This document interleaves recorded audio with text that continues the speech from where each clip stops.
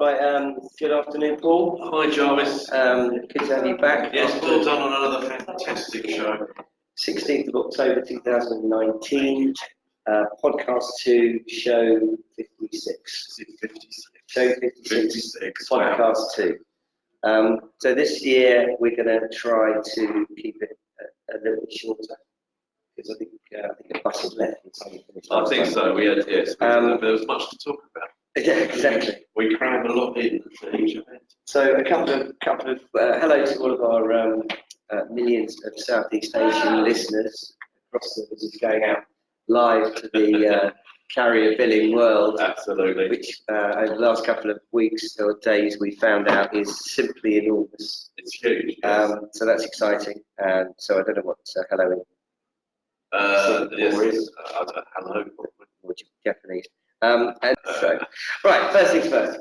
So we were here last year, and I remember we were having a really positive conversation about how nice it was to be able to talk about fraud. So we'll open it in such a positive way, and then how it can be a force for good, and that it's actually a really big selling point now, and it shouldn't be a dirty word. And I think everyone agreed that was a sort of a real turning point, and certainly we've seen that become a very important part of the industry. Now, we talked about this last year, and we noted how it was on the agenda loud and clear.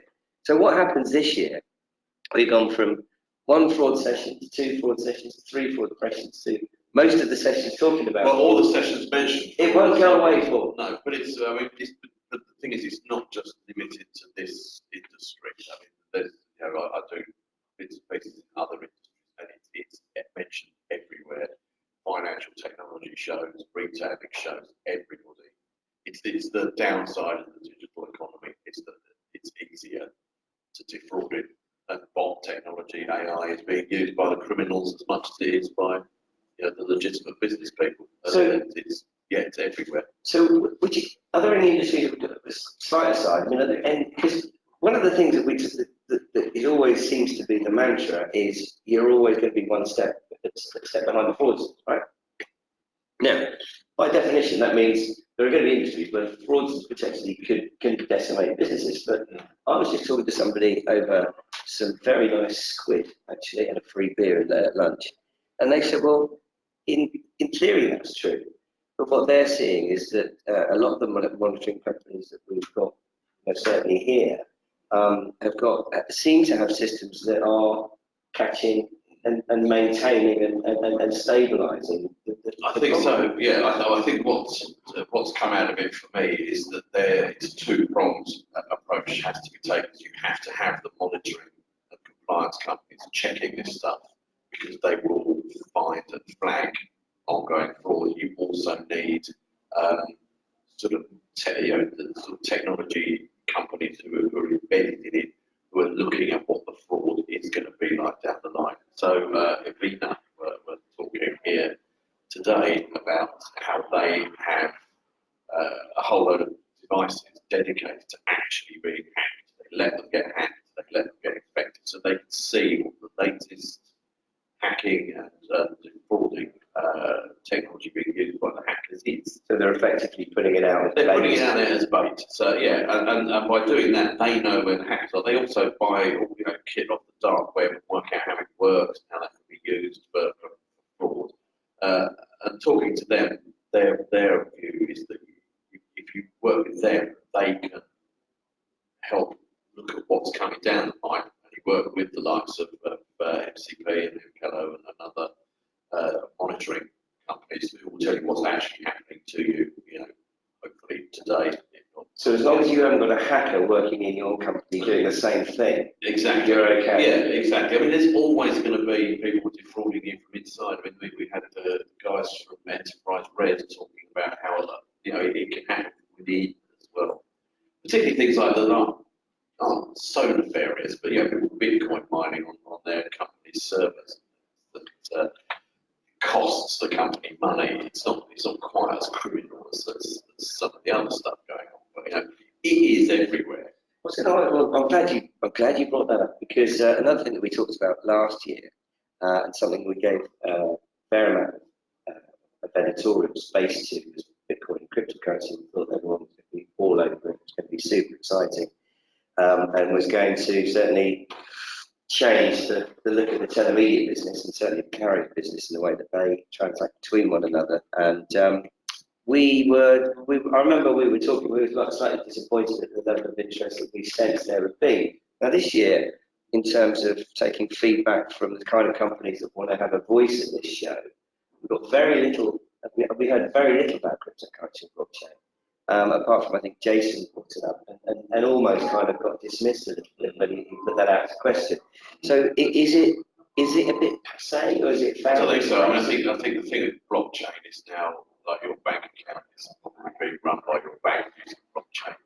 So the blockchain side of cryptocurrencies is actually sort of all over the place. It's a great and effective way of ensuring things are more secure and easily sort of traced. So I think telcos do use blockchain. The cryptocurrency side I am surprised about, but I think maybe we're just too early.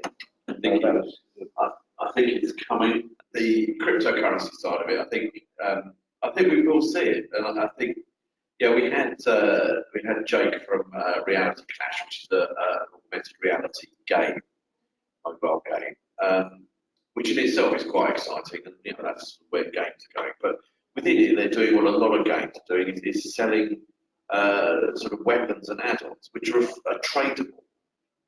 Because they're, they're sort of run on the blockchain, they are immutable. You can see exactly what their provenance is. They can't be faked. They're using carrier billing They have value. They're not using carrier billing yet. They're looking at how to use carrier billing. So the thing is that the carrier billing sort of deals with real money, whereas cryptocurrencies is sort of crypto money. I think where it's going to go is all these sort of things like loyalty points and weapons in games and coins in games and all this sort of stuff. It's all valuable. Everything with any sort of value that can trace as to where it's gone, which is what blockchain lets you do, has value to someone. But surely you can trade it, and that has worked. But surely, in order to buy the tokens, you need an initial transaction. Yeah, which can be done or carrier billing. Yeah, card, carrier billing, however you want to do it. So someone like, I suppose we're sort of moving a bit more towards applications, so that there's nothing wrong with that. Especially if we want to finish this afternoon, is a couple of focuses that we have as games, and I'm glad you brought up Jake. So said much. Yeah, really nice bloke. And dating, of course. So Tony Pierce from Reality Clash was also here to find out a little bit more about marketing. He's been here many times, but it's taken him quite a long time to see his business as value-added services, which was really the first thing he did when he was chairing was sort of, could you tell me what you think is value-added service? And from my point of view, and I think from the industry's point of view, it's very, very simple. And mobile games are, perhaps one of the most exciting. We saw that Nick Lane mentioned, that I think several times that was, or Juniper, I think, also mentioned that was one of the areas which is really sort of really some great numbers. Well, I think you can also look at things like Netflix as a value-added service. Absolutely, absolutely. Spotify as a value-added service. But I think, we're quite right, but from quite right. But what I was really interested in with they're two examples that they haven't got to carry billing that works brilliant. Well, that's what I was going to come to is that what value-added services as a theme has become almost anything that you can sort of monetize through mobile, and carrier billing is increasingly in the last sort of 2 or 3 years being a way of monetizing, now at least initially monetizing and onboarding people into them. So it's no big secret, right? No. So why is it then that you get somebody like Tony Pierce, who's got a very cool game, it's very sticky, probably not viral, I would imagine, has got a kind of in-app, the business model, and yet the first thing he hasn't thought of doing is sticking a carrier billing on there in order for people to get charged up with the tokens, and away they go. Particularly because it's such a quick and easy way of engaging that customer on a commercial basis, because obviously the free download is very straightforward, but he wants them to start spending money. And I was still a little bit baffled as to why someone like that hasn't. It's because I think, not just because he's English and based in London, and to most people, carrier billing model in the UK is a little closed world that only we pretty much in this industry know about. And we've got a high credit card penetration. Well, we've got a high credit card penetration, and yeah, there are all sorts of other ways increasingly of buying things and paying for things through mobile. But it has been sort of a fairly sort of well-kept secret, and it does have a very poor reputation. Outside of the UK, it doesn't so much. You know, the US, Australia, it also does, but in Asia and the Middle East, Africa, and emerging markets, it's like a natural add-on. They've all gone mobile, that's how they get onto the internet. And now I can buy stuff with my mobile phone bill, stroke credit. It's a natural thing, and they don't have that history. People like Tony, very clever guy, great in the world he operates in, would never really touch.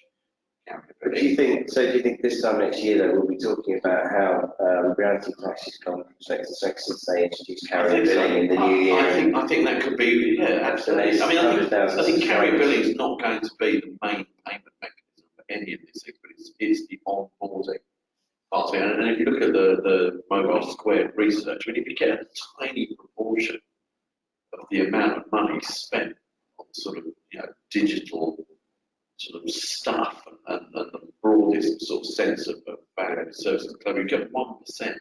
It makes it like £100 billion industry. Which goes back to what Rob Weiss was saying last year. It was, what are you doing? What are you doing? Yeah. You don't need to just like try and dominate with it. You're not going to compete with PayPal and Apple Pay and all the rest of it. But you can use it. It suits certain needs. And I think what you're going to see as well is there's a move away from subscriptions.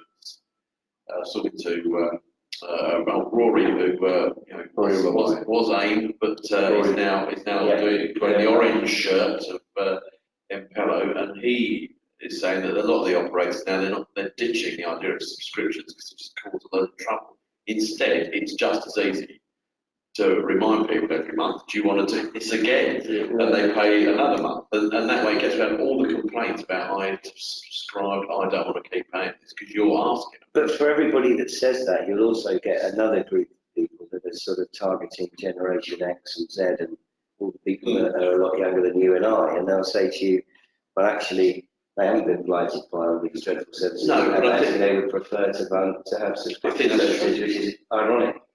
I think to some degree they would, and I think they're happy to stick that on their mobile phone bill. It's getting to them and getting that message to them. I think if certain brands have carrier billing, then some Gen Zers will use it. I mean, some will use Apple Pay. Steve George brought up a very good point, I thought, because he said when we were talking about Netflix and their subscription model, even if you talk about BT having access to the joy of direct debit is that kind of the idea that you sort of forget you're paying for it and you get away with it for as long as possible. And big corporations do that all the time.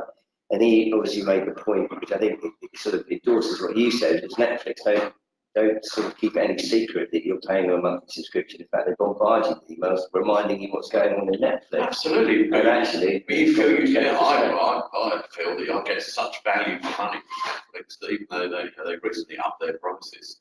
Didn't even know that. Yeah, only by a pound or a euro or two, depending on region you're in. But and you still think, but it's still really good value for money. You just don't really watch anything else other than Netflix. Well, and I think the idea of producing quality content service, and it sounds a bit sort of past boring, but I mean it's pretty obvious, right? Yeah. And this industry for a long time was guilty of just looking for clicks and I think that paying out. There is still and not really thinking about the long term, the bigger picture. And I suppose that kind of neatly brings us into Seriously Fresh Media's session where they were saying that they felt that off the back of 10 years of I suppose the industry starting to mature and grow up a little bit, that we're almost going back to that sort of an older school sort of model where you really do have to think about the customer first. You really do have to think about what they want. You really do have to make sure that they want to keep doing it. And you then also need to make sure that they're being looked after afterwards. And it's a lot of hassle, but it's the only way to stay, That's what Julia said from Seriously Fresh, that they were a lot of the time it was sort of like, what can I use this carrier billing for to sell, rather than, I've got this content, I can use carrier billing as one way to monetize it. I think, you're right, we're going back to, also, I mean, people users now, whatever generation they are used to Spotify, Netflix, and all the rest of it, which is really good content. They're not going to put up with sort of crappy clickbait. It's got crappy in there as well now. So there's no stopping it. That doesn't count. That doesn't count as swearing. But they're not going to put up with shoddy content. Just because it's there, they can go elsewhere and get something really good, and they complain about that rubbish. Okay. So we've also obviously have to make sure that we take Tony out for lunch and explain to him that he's got amazing content and amazing service, and he needs to get some carrier billing in there ASAP. Absolutely, I think sort of talking to Jake actually about this with the guy from On Mobile is that here in this room are the people who can help you monetize it, help you distribute it, help you market it, and help you police that that's all being done properly and your content's not being sort of used in scams. And take you dancing till 2 o'clock in the morning. And take you dancing till 2 o'clock in the morning. That's a value chain. Yeah, that's the whole. That's the whole value chain. That's soup to nuts. So obviously, Tony, the industry needs to work on people that look a lot like Tony. What about Ross talking about dating? Because again, let's assume high quality service. Lots of customer service required to keep them. Definitely a carrier billing option in there from an engagement point of view. And he said, as I understand it, they prioritise that credit card customer, and a bit like a gambling company, is that's the high value customer, that's the one we want. But because what about the rest we lose? And we all know that one of the great deployments when you deploy carrier billing for that exit traffic, you get the engagement. Now, you're not going to get the same money for it. It's going to be more expensive than credit card. But as we all know, once you've got them and you give them, some kind of maybe watered down some sort of light service, then you've at least got a relationship with them, and you can start upgrading them, and hopefully show them that it's worth it getting a credit card out, or finding some other. Or you're getting 90% of something rather than 0. Exactly, but then we had a situation with Ross, who sort of quite openly said, "We've got it, but we just don't push it." And then not too long afterwards, Steve George said, "Well, actually, we're doing going great with gambling companies who've had the same mentality for quite a long time, and now putting in some really big numbers using carrier billing, but as an engagement tool." And I think that is probably one of the clearest. Well, it's a message in the industry not getting out well enough to providers of content and service, value-added services that should be picking up the scraps there. No, I think so. Significantly more. Yeah, I think it's the message is that carrier billing isn't going to be your only payment tool. It's a great onboarding tool to get people to sign up then to subscriptions using a card or whatever, to dating, gambling, games, all music and all sorts of things. I think as well though that the other opportunity in carrier billing lies in sort of spontaneous purchases, like it always does. Yeah. But I think that what those spontaneous purchases are changing, and I think you're going to see a lot more sort of access to sort of. Well, I guess it's the same idea, but things like BT Sport. I might not want to have a year-long subscription to BT Sport, but I might want to watch the UEFA Cup run, and I'd be prepared to sort of pay a one-off hit to do that. If I'm going to do it on my phone, my iPad, I'd do it on my phone bill, really sort of think twice about it. And I think those sorts of spontaneous purchases are going to also drive carrier billing, because BT might still not get me as a subscriber, but every now and again they're going to get a tenner off me. And that's probably also likely to. That's an extra tenner. But when 5G comes as well, that's even more, because you're probably going to be watching it on the device. Well, I'm doing all sorts of things, and I might then sort of get likely to be sucked into sort of enjoying it more, and maybe I would sign up. I think it does. It gives brands, particularly people with content, sort of the ability to be really more flexible about how they get stuff out to people. I think with dating as well, though, there's two sort of sets of dating people. There's the sort of committed, serious daters who are looking for a partner.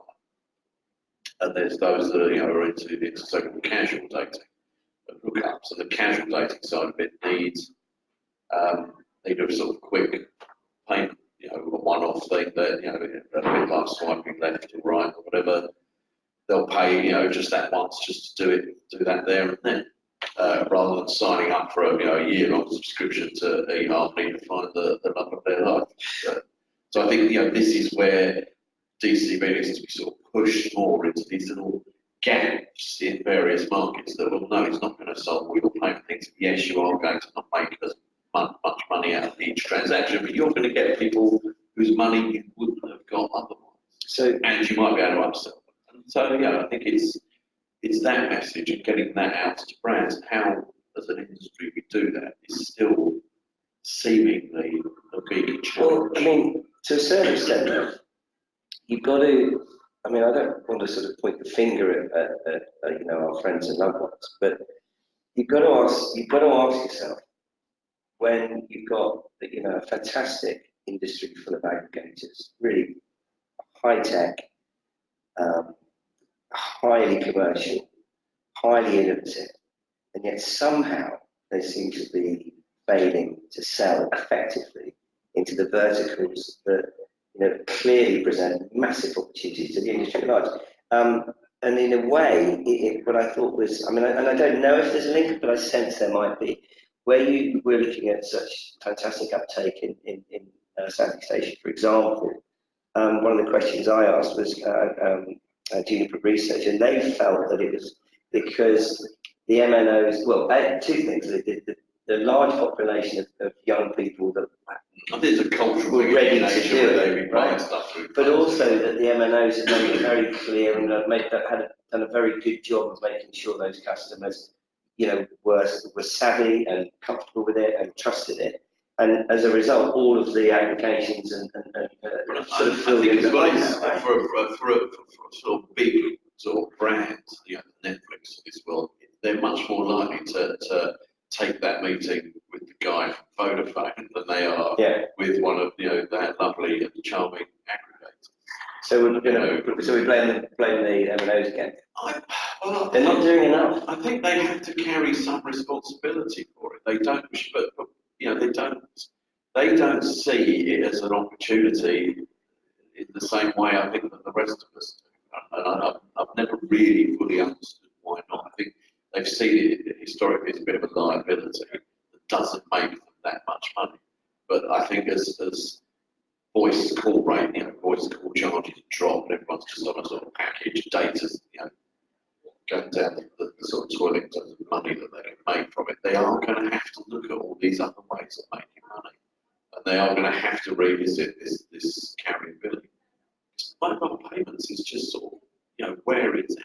So obvious, right? And they're in such a great position to do it securely and traceably and instantly. And yet you think why they haven't all gone, looked at Apple Pay and Google Pay and thought we should be doing this. Let's get them paying with Vodapay or O2 Pay or whatever. And that they don't. So I think they need to take some responsibility for that. I think the aggregators need to nag them into it. And I think you will find that one or two of the aggregators will get that meeting with Netflix or with someone, and suddenly it will jump, particularly in the kind of markets in Western Europe where it's not as prevalent. It's interesting. I mean, I also think that as a slight naming of aggregators, let's call them DCB vendors for a moment, which is kind of the same thing in most cases. And it was nice to see Rocco Research's results from the M&O survey that they did, and it was good to see them recognise good practice and see innovative DCB vendors, and it was good to see them getting recognised at the event. And interestingly, I think, if I'm not mistaken, all of the four winners, Centilli, Buku, Demoko, who were number one, and NTH. Thank you. Well done. Yeah.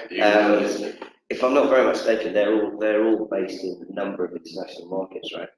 Which probably suggests that in order to be effective, you cannot be a DCB vendor unless you are able to be able to say, right, we're going to have an office in Southeast Asia, or we're going to have an office in South America, or we're going to have an office in Africa. because that's where the market is. I think they have to be quick, they have to be global, because clearly they're going to make more money in markets where MNOs are playing a much more active part in getting their consumers to I think use it, right? at least two of those finalists as well, maybe all of them, but I know at least two of them have e-money licenses as well. So they do all sorts of other financial and payment things around mobile. Well, just very quickly on that, because I actually missed that session. And it's great to see Caroline from 3 back and supporting us so brilliantly along with AIM. I was interested to know how that is fitting into the drive. This is donors e-money Yeah. license. Yeah. Oh well, yes. I was hoping you'd bring it up because I do think that. If you were in the session. I was in the session. I was in all of the sessions. What Chris at Donor has done is really cool. Actually, he has made it so that you can use effectively carrier billing to buy anything, physical goods, etc. For those that don't know, I mean, obviously I do, but just in case I didn't, can you talk me through in a very basic way what the link is between carrier billing and email? Why do I want e-money? Right. Well, carrier billing you can use under the sort of regulations. You can use it to buy digital goods. You can't use it to buy anything real, like a saucepan or a hat or whatever. But you can get it to pay for games or car parking, which is essentially time, which is not a real thing apparently. But what Chris has done, because he was working with charities, looking at sort of doing text donations, they kept saying to him that this is great. We want all that, but we also want to be able to sell them things like a red nose or a badge or wristband or all those peripherals that charities sell.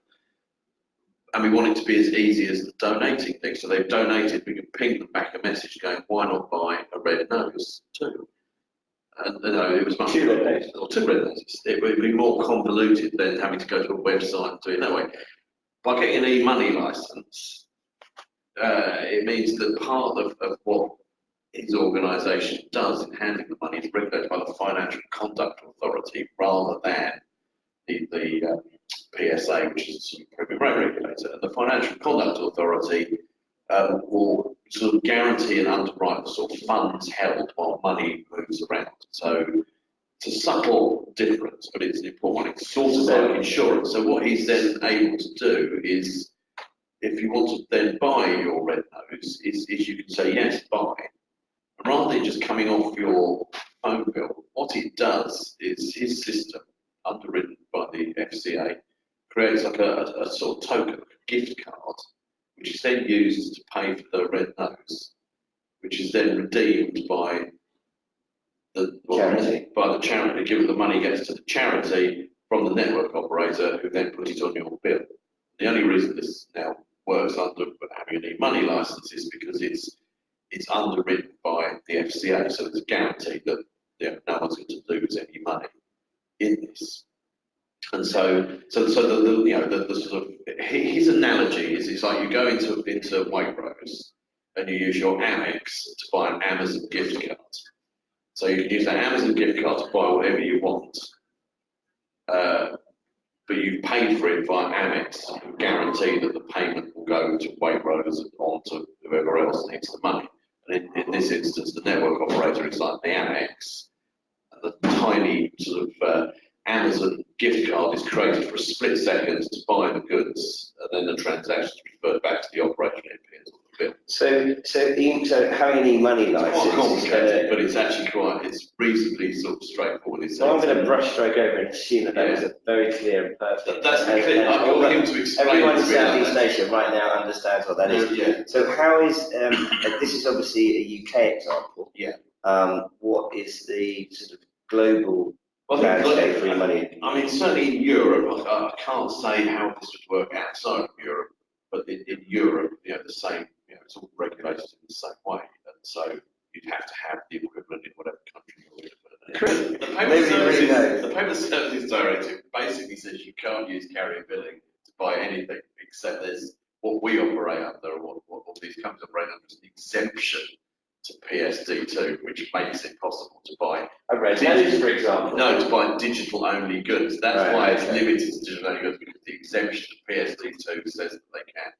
An e-money license opens up a whole different way of doing it. Because it's and what effectively money. What Chris has effectively done is put carrier billing onto an e-money license.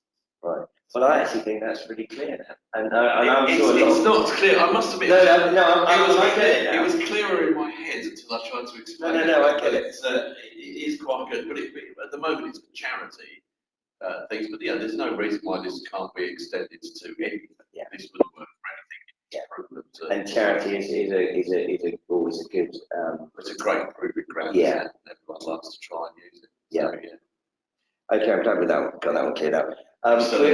We've probably gone on a little bit too long. Just quickly, we had this year lots of research, which, from my point of view, I think we should be embracing. I think as a media company, we need to be working really closely throughout the year with not only the 3 research companies, Mobile Squared, Rocco and Juniper, but as many others as we can, because I think people really need data, and I think people are really using data, and I think the market is, because it's global, I think you need somehow to pick through the masses of information that there is to try and come up with a decent strategy, at the very least to find out where you can actually flog what you do the best, right?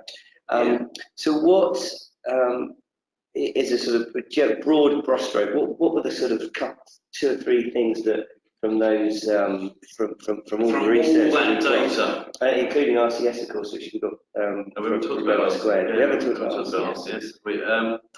That's another compliment. I think the sort of that stands out for me is that the research that Mobile Squared did with our lovely Telemedia people, 124 of whom got involved in the survey, which is massive, unprecedented.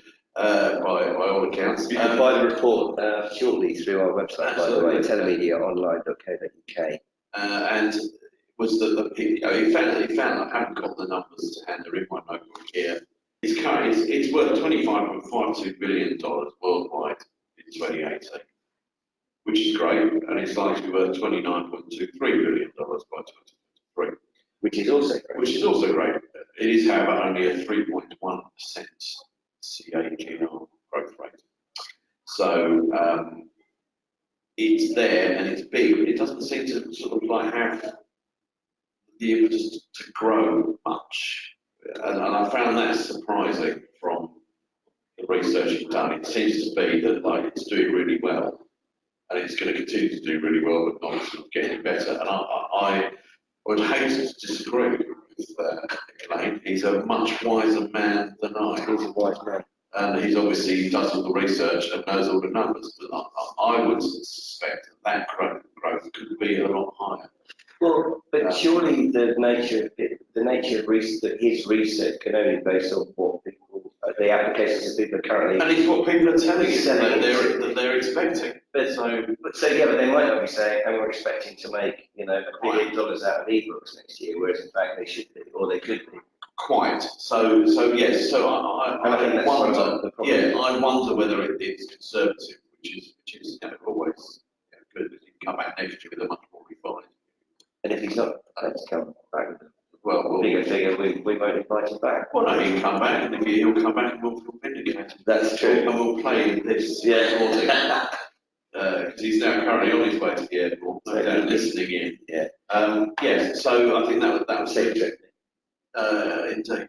I think, and Juniper, similarly interested about where DC will be used and their sort of analysis of how it will grow is more sort of liberal, I guess, because they outline where a lot of the opportunities might be in things like, say, ebooks. I was really impressed with Alison Shitado and that presentation. It was very good. It's really nice to get a company that is not necessarily, that hasn't been very close to the television industry for a while, but it's very interesting to see that they were looking in on, looking in on us for quite a long time. And I've seen a lot of reports that were relevant because they do a huge amount of other things. So it's great to get them involved. Well, I think it sort of makes us feel sort of validates the size, because Yeah. it's anything one of these guys are looking at it too. I mean, you know, we all know that this is exciting, growing, you know, a fairly pivotal market in the digital economy that everyone pretty much ignores.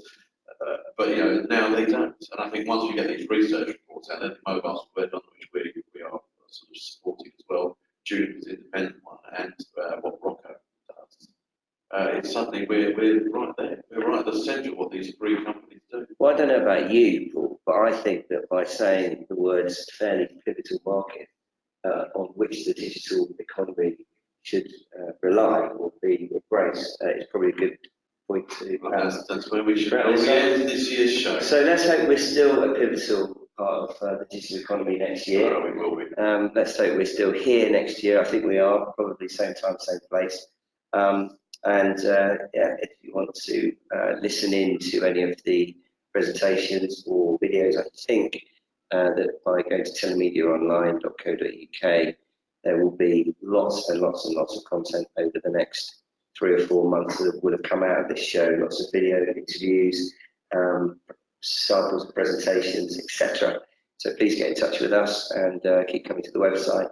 Share it all with your friends. And get in touch with your views and all the rest of it, because you know, we're always wanting to hear what you have to say. There's opportunities to be interviewed and Generally show up. Yeah, in our podcasts, videos, and everything else that we do. See you next year, Paul. Absolutely, I'm looking forward to it already.